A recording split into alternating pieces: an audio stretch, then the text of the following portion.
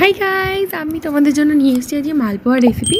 তো আমি এখানে এক প্যাকেট সুজি নিয়ে নিয়েছি। সুজিটাকে আমি দুধ দিয়ে ভালো করে ভিজিয়ে নিলাম। দুধটাকে আমি একটু জাল দিয়ে নিয়েছিলাম, তারপর ঠান্ডা করে এটাকে আমি ভিজিয়ে নিয়েছি সুজিটাকে, যতক্ষণ না সুজিটা নরম হয়ে যায়। মোটামুটি আমি এটা 1 ঘন্টা রেস্টে রেখে দিয়েছিলাম। তারপর এখানে গুড়টাকে আমি গ্রেট করে নিয়েছি। গ্রেট করে আমি সুজির সাথে ভালো করে মাখিয়ে নিয়েছি, যাতে গুড়টা ভালো করে গুলে যায়। তারপর এটাকে আমি 8 ঘন্টা মতো রেখে দেবো।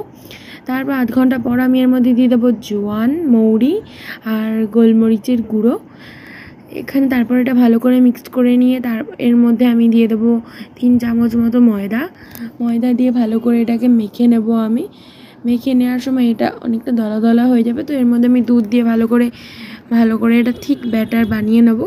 তারপর তেল গরম করে যথারীতি এর মধ্যে ব্যাটারটা দিয়ে দেবো।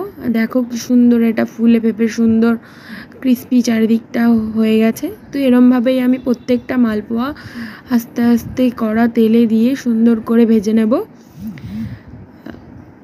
তোমরা কে কে এরমভাবে মালপোয়া খেতে পছন্দ করো আমাকে জানিও। আমি এটা প্রথমবার ট্রাই করছি। এর আগে একদিন বানিয়েছিলাম, তো এটা সেকেন্ড টাইম বানালাম। জানি না তোমাদের কার কার ভালো লাগে এরকম করে খেতে, বাট আমার বাড়ির সবাই খেয়ে খুব ভালোই বলেছে।